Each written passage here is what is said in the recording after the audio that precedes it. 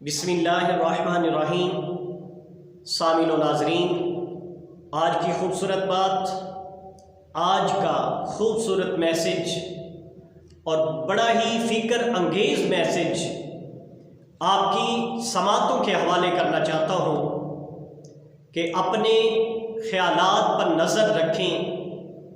یہ الفاظ بن جاتے ہیں، اپنے الفاظ پر نظر رکھیں، یہ اعمال کی شکل اختیار کر لیتے ہیں، اور اپنے اعمال پر نظر رکھیں، یہ عادات میں تبدیل ہو جاتے ہیں، اور اپنی عادات پر نظر رکھیں، یہ شخصیت کا روپ دھار لیتی ہیں، اور اپنی شخصیت پر نظر رکھیں، یہ آپ کا مقدر اور آپ کی پہچان بن جاتی ہے۔